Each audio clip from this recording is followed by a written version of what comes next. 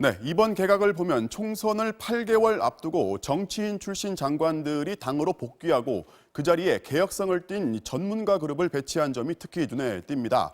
청와대 연결해서 이번 개각의 의미 몇 가지 짚어보겠습니다. 임명현 기자. 네, 청와대입니다. 먼저 오늘 개각의 의미를 한마디로 정리해 본다면 뭐라고 할 수 있을까요? 네, 한마디로 개혁적인 전문가 그룹을 전진 배치해 2기 내각을 완성했다는 게 청와대의 설명입니다. 총선을 앞둔 집권 중반기, 선거에 나설 정치인들은 당으로 돌려보내고 전문성과 개혁성을 갖춘 내각을 꾸려 국정 성과를 내겠다는 의지로 풀이됩니다. 고민정 청와대 대변인의 말 들어보시죠. 문재인 정부의 개혁 정책을 일관성 있게 안정적으로 추진하는 데 역점을 뒀습니다. 도덕성을 기본으로 하고 해당 분야 전문가를 우선 고려했습니다.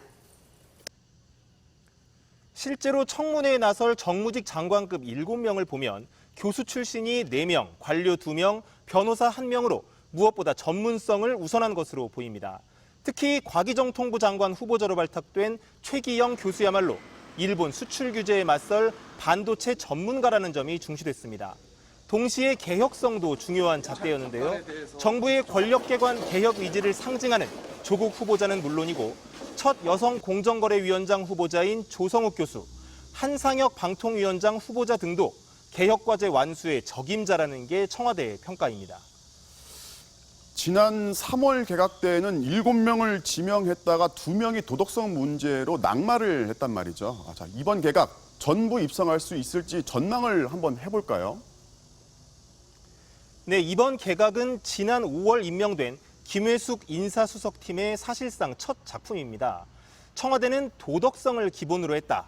또 여성과 지역 등 균형성도 빠뜨리지 않았다면서 자신감을 내비쳤는데요.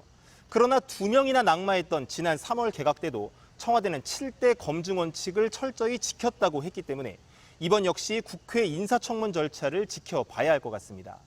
이와 함께 아직 내각에 남아있는 이낙연 총리나 김현미, 유은혜 장관의 거취가 관심인데요. 총선에 나서려면 선거 90일 전까지는 사퇴해야 됩니다. 따라서 정기국회를 마무리 짓고 올해 말이나 내년 초쯤 소폭 개각이 있을 거란 전망이 나오고 있습니다. 다만 이 총리를 비롯한 이들 장관들 총선에 나서지 않고 내각에 남을 가능성도 아주 배제할 수는 없습니다. 지금까지 청와대에서 전해드렸습니다.